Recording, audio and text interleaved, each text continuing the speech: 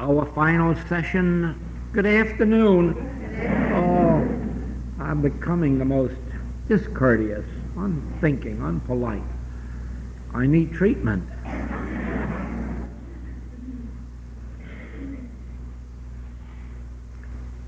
Very little progress will be made by you or anyone else on the spiritual path until you commence to understand the nature of the word consciousness. The entire message of the infinite way is based on that one word. Everything else that's taught in the infinite way or revealed or shown forth in the infinite way is just the unfolding or revelation of consciousness. Therefore, you will be playing around with effects unless you can give yourself to the study of the word consciousness. And while it may be a little help to look it up in a dictionary, and while it may be a little more help to read the passages in the Infinite Way writings on the subject of consciousness, I can tell you in advance that you will not get the final answer either from the dictionary or from the Infinite Way writings. The final answer on the subject of consciousness will have to come from within yourself. I can only be a guide, and the writings can only be a guide to get you back within yourself. And I will illustrate that for you by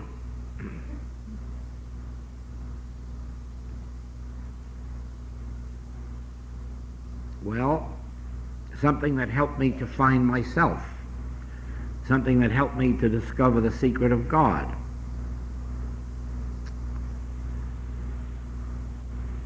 All spiritual literature and metaphysical literature says that God is love, God is intelligence, God is law, God is life, God is spirit, God is soul. There isn't a word of truth in that. And you can prove that for yourself.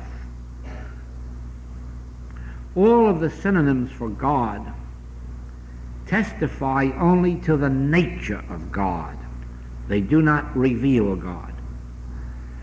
If you say God is God, that doesn't tell you very much. But now say God is spirit and see if that tells you any more. Or say God is mind and see if that tells you any more. Or God is love. Does that tell you any more? And you'll find in the end it doesn't. But if you say the nature of God is love, now I commence to understand that love, that God shows himself or itself forth as love, as care, as protection. Yes, I can see that love is an attribute of God. God is intelligence. Well, I need only look around at roses coming from rose bushes, apples from apple trees, and so forth, and I can see that God is intelligence because there is a law of like begetting like, and an intelligence alone could have produced that. Therefore, I can see that God functions as intelligence. I can see that the nature of God is intelligence. That still hasn't told me what God is. It's just told me one of the characteristics or facets of God. God is spirit. Well, now I don't know what spirit is except this. I do know that spirit is incorporeal. It has no physical form. I know that it is incorporeal. It can't be seen, heard, tasted, touched, or smelled. Therefore, I know that the nature of God is incorporeality. It doesn't tell me any more about God except about the nature of God. But God is still a mystery to me. God is law? No. But God functions as law. Oh, yes. Certainly there are spiritual laws. There are the laws of nature, all of which are absolute. They can't be violated. You cannot violate H2O being water. You cannot violate 2 times 2 being 4. Certainly God functions as law, but that hasn't told me anything about God yet. It's told me about the nature of God, the function of God, the attributes of God. God is still hidden from me. I still haven't gotten close to God.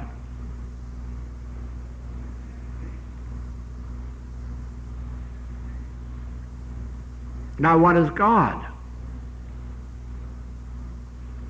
Well, it just seems that the more words I project up into my mind, the more I discover that it isn't God, that it is just either a word about God, a thought about God, a theory about God, an unfoldment of God, an attribute of God. I'm still up here in the realm of words. I'm still up here in the realm of thoughts. I'm still up here in the realm of opinions.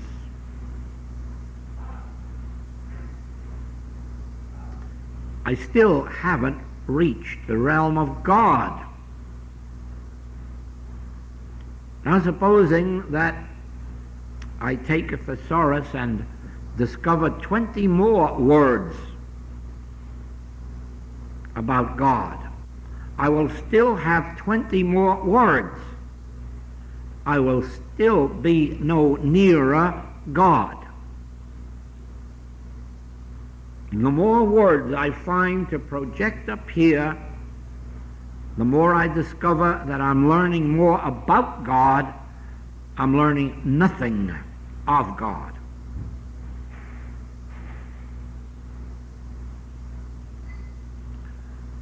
And that brings up a question. What did I just say? I am not learning of God. Oh, there is an I and a God. Well, I just said so, didn't I? I just said I am not learning God, or I am not meeting God, or I am not finding God. What did I say? I said I and God. Well, that's a mystery. That's a mystery. There is an I and there is a God. Is that true? No. It thunders back inside of you. No. There cannot be an I and God. Oh, but I've been building a God. Haven't I been building life, truth, love, principle, soul, spirit, all the rest of these synonyms out here? Yes, I've been creating a God. I'm no different than the old pagans who had God up on a cloud with a big white beard. They invented their God, and I'm inventing a God.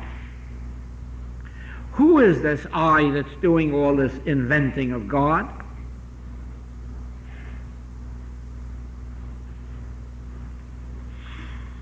Now you have the answer, don't you? I is God. There are not two. So is there any other name for God but I? And do you not see that when this reveals itself to you, that something warm and joyous and sacred has taken place within you? And why you must go and tell no man what things ye have seen? You have been given, you've had revealed to you the pearl of great price. What are you going to do? Throw it out there for the lovers of baubles to trample on it? or to put it in a 10-cent mounting and wear it. No, you have the pearl. It has been revealed to you. I is God. I, the knower, is also the known. And the only reason I can know God is because I is God. Otherwise, there would be an I knowing something objective or subjective to itself instead of I knowing itself. When I know myself, I know God. O man, knowest thyself, and thou wilt discover God. All the way back to the Greeks, which came up from Egypt. Discover thyself. Realize thyself. Why do you think there are teachings called self-realization? Realize yourself. And when you realize yourself, you will not be egotistical. You will have recognized that the self of me is the self of you, because God is self. Therefore, I am self, and self is I, and there is no way for I to project the God out here. I is the God. Now look what this does to you. It immediately drops from you all fear. Because if the I of yourself is God, what is there external to you or internal to you that can thwart God's will, or destroy God's life, or destroy God's mind, or destroy God's body? The only question is whether or not I am that I. That's the only question that must be settled in your consciousness. Am I that I, or is there another? I know not any other. Is there an I other than I? Is there a God up in the sky? Is there a God sitting on a cloud? Is there a God floating in the air? Is there a God walking around on earth? I know not any. I have never seen any, heard of any. The only God that has ever revealed itself to me has been through the still small voice which is uttered within me. Therefore, the source of the still small voice must be within me, but there is nothing within me but me. I am the only being that I am. I am the only being that I am.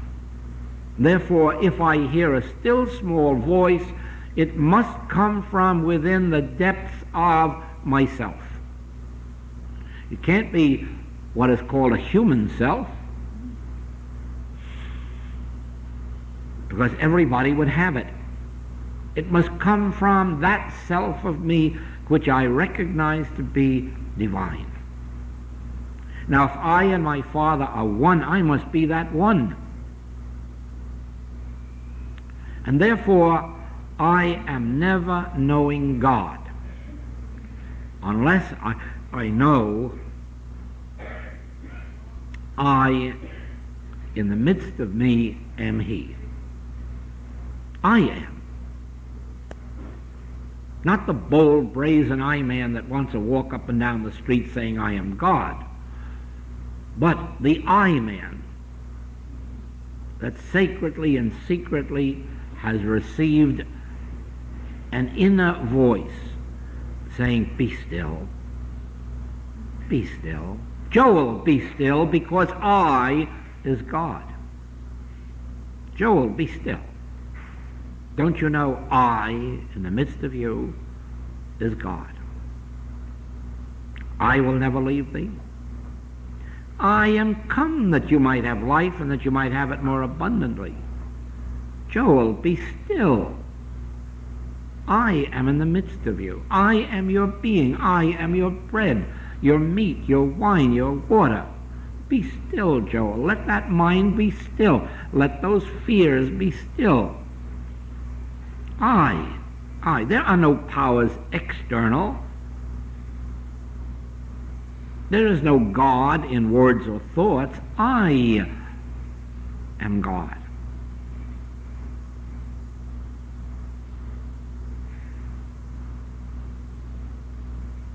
This is the pearl that must be hid so that it isn't trampled upon. But it is a pearl that must be shared.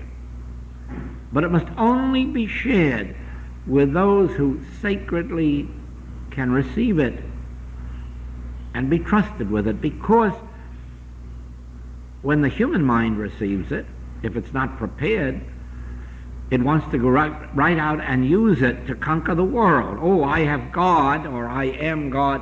Now I'll go out and be President of the United States. Not once, twice, 3 times, 4 times, 5 times. No limit, I am God. I want 1 million. I want 10 million, 100. Why not? I am God.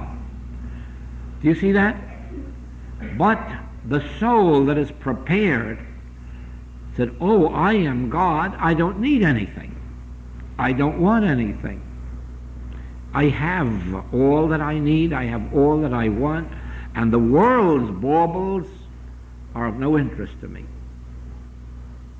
No, you can't be God and still be interested in name or fame or fortune.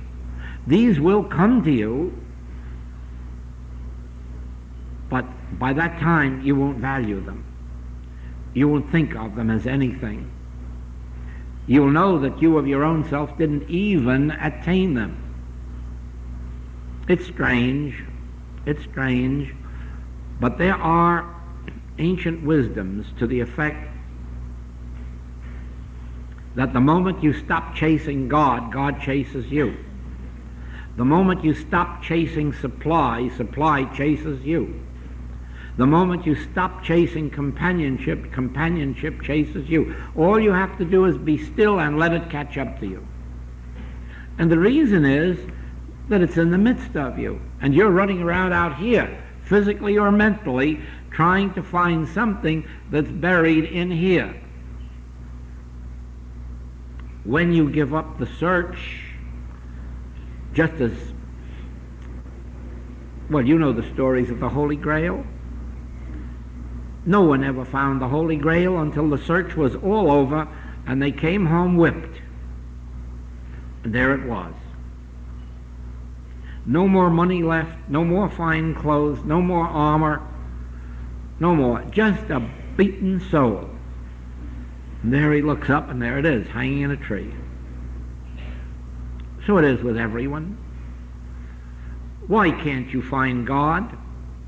How can you find yourself unless you sit down and get quiet? How can you find yourself while you're searching in your mind, or in holy temples, or in holy cities? How can you find what you are?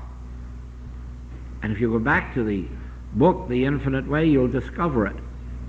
That which I am seeking, I am. Now, I don't know where those words came from. When I first used them, I put quotation marks around them, feeling sure that I must have read them somewhere. It didn't seem that they'd come out of my own soul. That which I am seeking, I am. But since then, with all of my reading, I haven't come upon that passage, so I don't have any more quotation marks around it. But if I have plagiarized it from anyone, I apologize now. But it's truth. That which I am seeking, I am. I will never realize this until I stop the search, become still, and know that I am God. And rest in it. Rest in it. And then not look to see what I can do with that knowledge, or what I can get with that knowledge, or what I can be with that knowledge. Be satisfied. Be satisfied. I have found the pearl of great price, and I'm never going to show it to anyone but a connoisseur of pearls. I have found the great secret of God, but I am not going to share it with anyone except those who come to me full of the same spirit, full of that same desire to know. How do I know that they are ready? Well,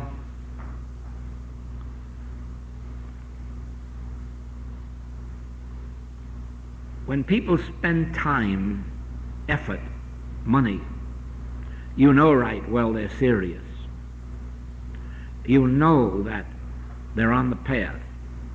They may be taking wrong steps here and there, but you know that in back of it nobody is giving very much time, effort, or money, except to something that is very real to them, something they really want, and then you begin to share with them and take them step by step until eventually you get all through with talking about the presence within and the presence without,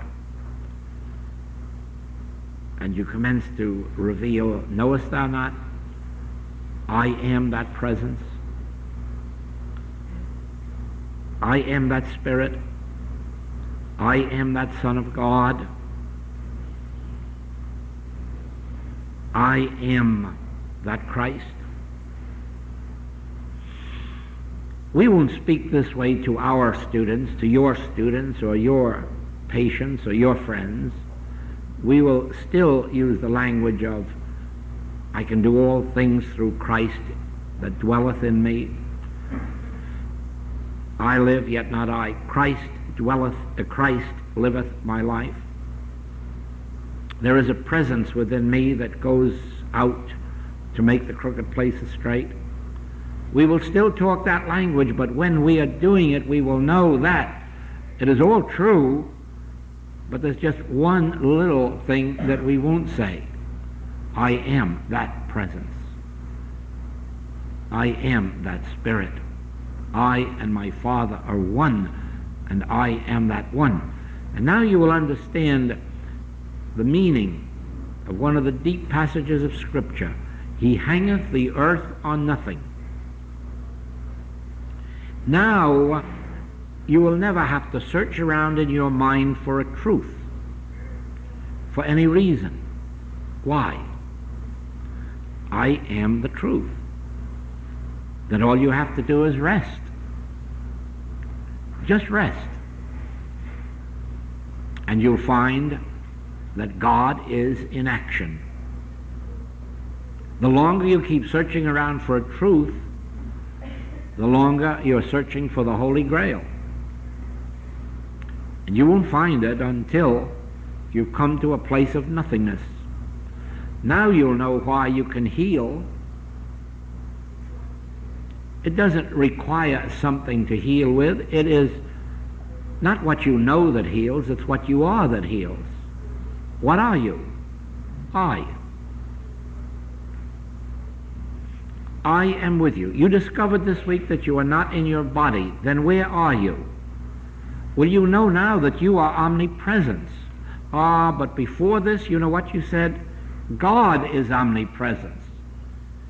Well, now what were you? There it is again. We have a God and a you. Now you will know I am omnipresence, and therefore I am where you are. Wherever you are, out in the ocean in a boat, in the desert lost, I am there. I am where you are. Do you see what has happened in this week's class? Step by step, you've come to drop the word God for the word I. Because when you started in this class, there was an I and a God. And there was I searching for God. I searching for truth.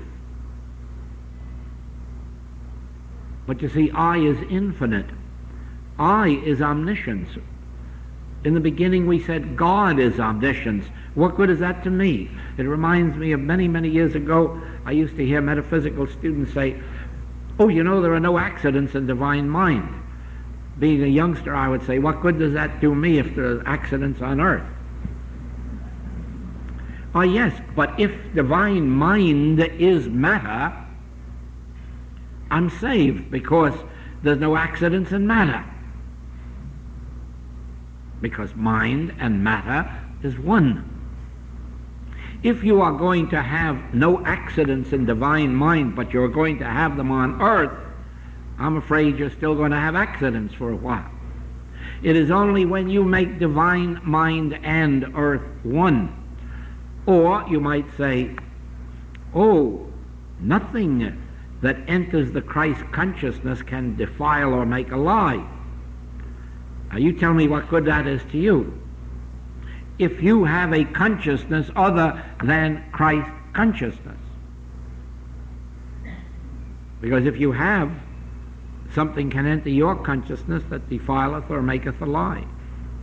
But the moment you acknowledge I and my Father are one, the mind that was in Christ Jesus is my mind, nothing can enter my mind that defileth or maketh a lie. Nothing can enter my consciousness that defileth or maketh a lie. Now, having spoken so at length on the subject of I, let us carry it further. How? What am I made of? What is it that constitutes the I that I am? And you will quickly in your meditations perceive that you couldn't know anything without being conscious. And you couldn't be conscious if you weren't consciousness. And so you will find that I am consciousness, or consciousness is what I am. Now, while you'll read this in a book, you'll see this, you'll hear this on tape, it will only mean something to you when you have the realization of it. You must realize that you wouldn't even be hearing a word I'm saying if it weren't for your consciousness, or the consciousness which you are. But on the other hand, supposing you did hear it, what good would it do you if you didn't understand it? Then understanding must be a part of the consciousness which you are. But even if you could understand it intellectually and you couldn't spiritually discern it, what good would it do to you or be to you? None. Therefore, spiritual discernment must be a faculty of consciousness. You are consciousness, therefore you have the faculty of hearing, of seeing, tasting, touching, smelling. Do you know, we speak of the five senses. Actually, we should always refer to them as the five physical senses. Why? There is only one sense, and that one is consciousness. I am conscious of you because I see you. Therefore, I am conscious of you through sight. You are conscious of me both through sight and hearing. We could be conscious of each other through touch, taste, or smell. But it would only be being conscious of. So, whether I am conscious of you through seeing you, hearing you, tasting, touching, or smelling you, I'm really saying I am conscious of you. And you already know that there are those who are deaf and blind who still are conscious of you. Therefore, they have an activity of consciousness separate and apart from sight or sound. The whole secret is that I am consciousness. Consciousness is what I am. And because I and the Father are one, it is divine consciousness that I am, spiritual consciousness that I am. I only lower that in the degree that I'm willing to entertain both good and evil. Then I lower my consciousness to a lower level than the divine. I can lower it. If I want to accept mental powers, I can lower my consciousness from the divine to the mental. If I want to lower it still further, I can accept material and mental powers. Then I've lowered it way down into mortality. But if I wish to maintain myself as spiritual consciousness individualized, I must hold myself at the level of no power.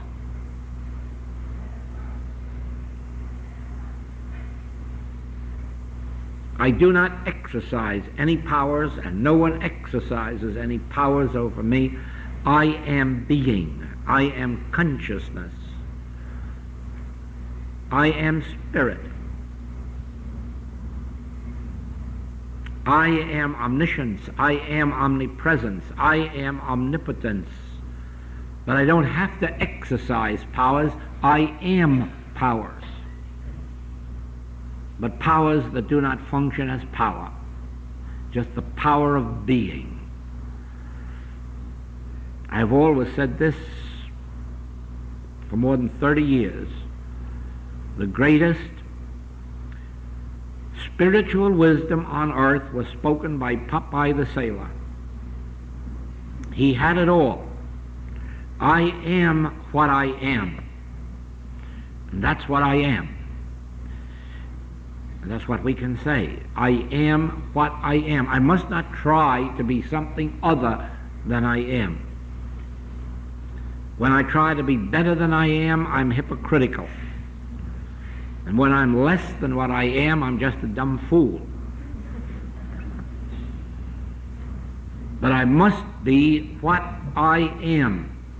And if I realize that I am what I am, I will be showing forth the I that I am, the divine qualities and nature that I am. Oh, sometimes humanhood will get in the way and hide it for a little while. That doesn't last long. That's like the Master in the Garden of Gethsemane. I think he was a little bit fretful about his disciples that couldn't stay awake with him, couldn't pray with him. Those are human tendencies that crop up once in a while.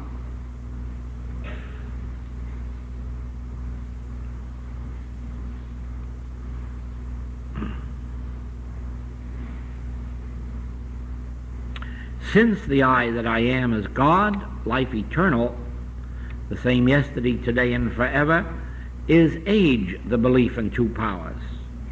Of course, it's not only the belief in two powers, it's the belief in two selfhoods.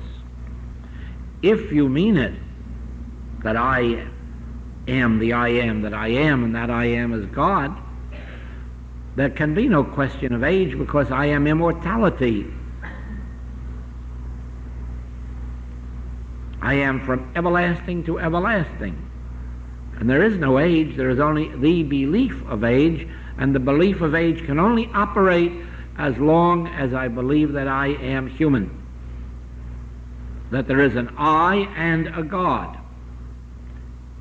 Now, if you go back to the original book, The Infinite Way, you will discover that the infinite way is based on two words: as and is. God is manifest as individual being, and I am that being. God is. I am. This is one. God is manifested as individual being. And this being, I am. And so you don't see, we don't have God and man. We have God expressed as individual being, but still God, still I, for I the Father and I the Son are one, and all that I the Father is, I the Son am.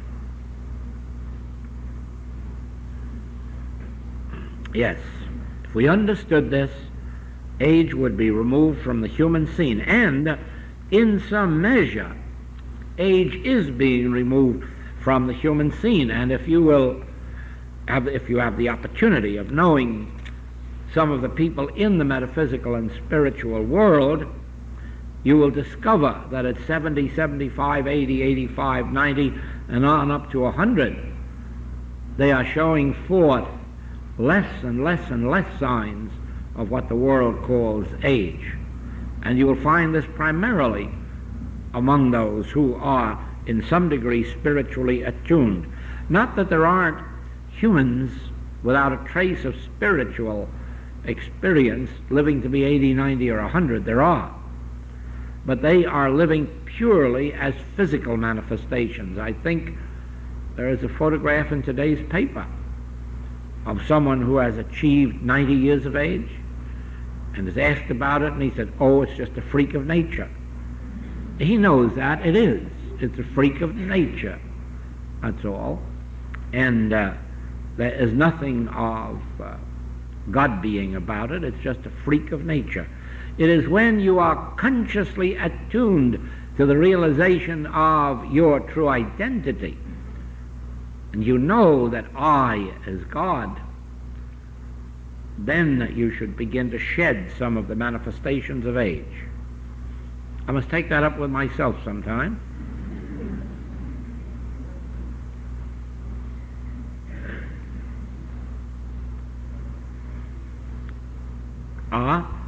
If we are human beings and subject to material laws until the presence of God is manifest in us through realization, what about animals? Well, and nature. I've brought that out, haven't I? That as we partake of the nature of God, so does everything within range of our consciousness take on that same nature, just in this same way. Now,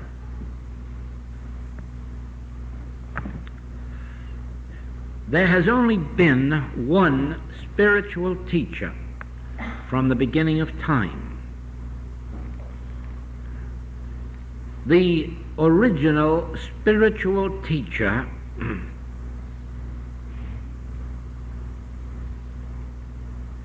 whose identity had its origin in I,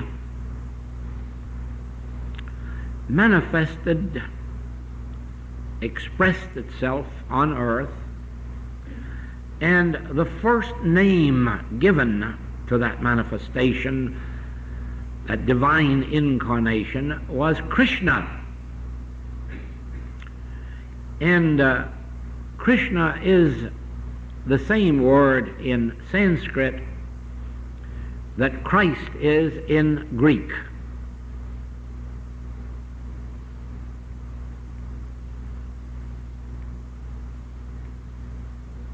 Krishna and Christ. This is the first teacher. The first teacher manifested as Krishna or Christ. This goes back into antiquity, before there are any written records even on stone or papyrus. Now, this teacher became the teacher of students. And the consciousness of that teacher in time became the consciousness of at least some, or at least one of the students. The full and complete consciousness which I am became the consciousness of an individual identified as a teacher, in turn became the consciousness of one identified as a student, and thereby became the teacher. And so the teacher has gone down through the ages as the consciousness, as God consciousness incarnated on earth,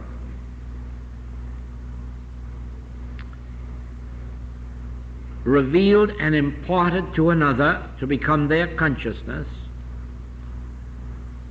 to become revealed and imparted as their consciousness, and so on down the long line of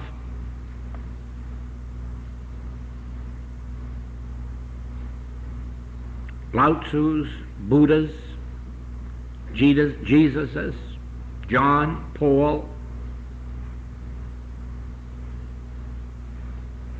and all who have come down through the ages. They all had that same mind. It was the same mind that appeared on earth thousands of years ago, individually manifested as the original teacher, and it has been that same mind that has been going down from teacher to teacher, teacher to teacher, imparted from one to another, revealed to and imparted from one to another, until we come to the end of time. What is meant by the end of time? It means the end of human consciousness. Until every individual on the face of the globe will have no consciousness but the consciousness of the teacher. When the consciousness of the teacher and the consciousness of the student will become one. When the consciousness of the parent is Christ consciousness, the consciousness of their children will be Christ consciousness, and there will be no more mortal children. All children will be born divine. There will be no children to chastise and to punish. All children will be here for instruction. But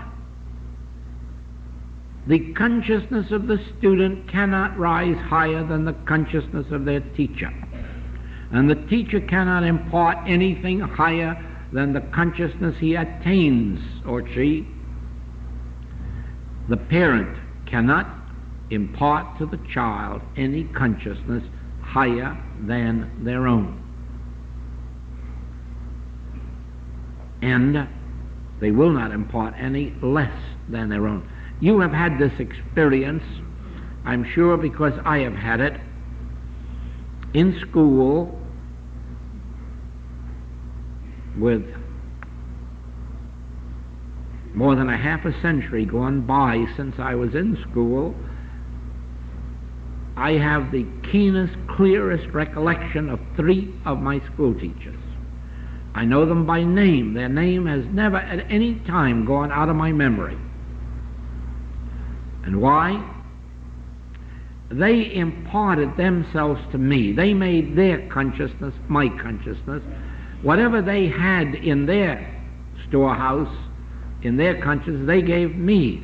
And it is what those 3 teachers gave me that has been the tools that I have been able to use to chisel out whatever kind of a life I have. I know that behind that is divine consciousness, but I also know that divine consciousness has to be manifested as individual consciousness.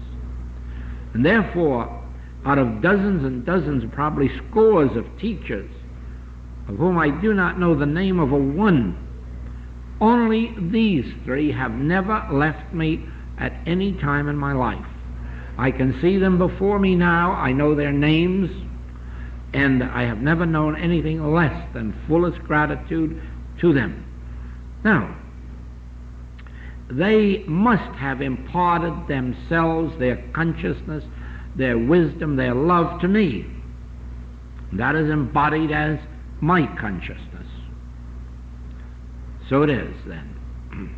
A spiritual teacher cannot impart anything higher than his own consciousness or hers. But if the teacher has come into the realization of I, they then have the full awakening to give the student. But they only have that awareness of I when a tremendous amount of self has disappeared in the nature of self-interest, selfishness, limitation, all of the qualities I have heretofore described. Because the I can know no such thing. The I only wants every individual to be that full and complete I. The I that I am wants that everybody, east and west, north and south, up and down, shall be of that same name and nature and same full quality and quantity. As a matter of fact, until that day dawns, there cannot be peace on earth. There can only be peace when I want for you what I want for myself, when I give you the same freedom that I hold to myself. We have that manifested in the infinite way. In this, that we have no rules, no regulations, no laws. We have no way of punishing anyone or excommunicating anyone. We put no limitations on anyone. Why? Well, I know there's an element of danger in it. Some people that get too much freedom ride themselves right into hell with it. But I personally am perfectly willing for them to do it and wouldn't stop them. If I had to make a law that restricted our students, I would give up the work, because there are enough who know how to take freedom, liberty, and carry themselves to heaven with it, so that if there are a few stupid enough to want to destroy themselves, I'd rather they do it and leave the rest of our people free, rather than bind our good souls to save a few that aren't ready to be saved. Seems like I'm kind of heartless, and I am. I have a terrible jealousy for freedom, a passion, if you will, for man's freedom. And I want him to be free to go to heaven or to go to hell, whichever his nature wants to take him. But let him be free to do it. I don't say that the world mustn't have laws and police departments and probably armies and navies for a while. That's the sad part of the world. I say that infinite way students do not need it, and the few who prove that they do need it, the sooner they find it out, the better. But to save them, I am never going to put a law or rule in the infinite way that will limit those who are ready to accept their freedom. And that is why I'm saying to you now, as long as you have an eye seeking God, you have not come home.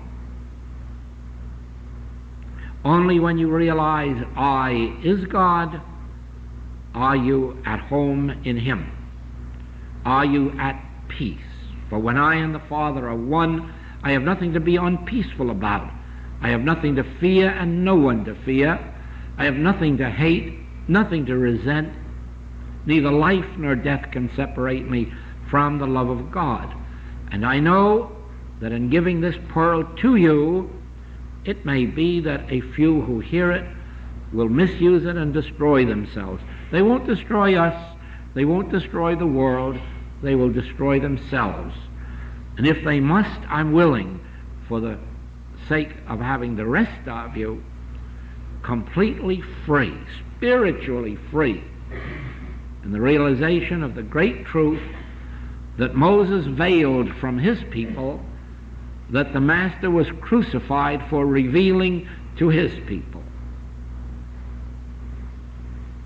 I and my Father are one. Be assured of that, and be assured that you can within yourself declare that.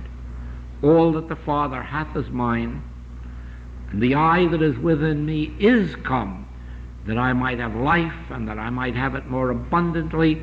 And I do not have to use truth to attain anything. I must abide in truth. Abide in the center of my being in quietness and in stillness. In quietness and in confidence shall be my strength. In quietness, in stillness. Be still, be still, be still, and know that I am God, and there's nothing else to know, and there's nothing else to do. Be at peace, it is I. Be at peace, it is I, and rest. And then in 10 minutes, 15 minutes, an hour, when you have something to do, get up and do it. And it makes no difference whether it's washing dishes, making beds, going out into the business world, whatever it is, do it. And then when you can, return and be at peace within me. Find me within you. Find that I am within you. Find the I am that you are. Find that you are I.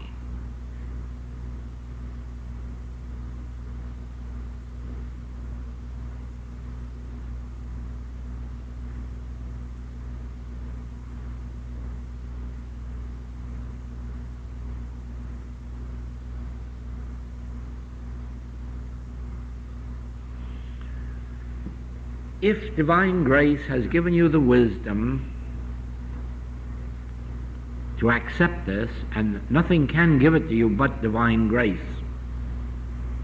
if divine grace has given you the wisdom to accept this, accept it sacredly and accept it secretly. Don't mouth it. Don't let anyone know you know it. It is only what the Father seeth in secret that he rewardeth openly. The secrets that you keep locked up within your own being.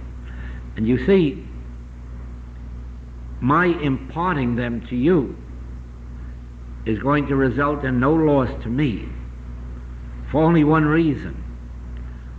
I am you and I know it. We are one.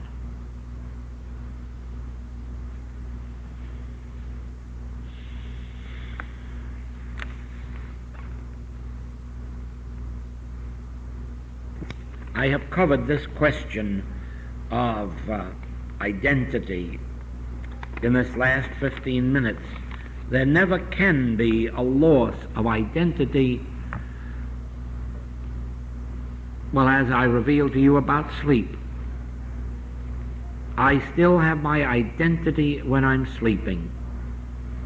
I will still have my identity when I shed this physical sense of body. I have had this same identity through at least 15 centuries that I know about. Probably more than 20 centuries. The same identity. I have been the same person. I have had different forms, but I have always been me.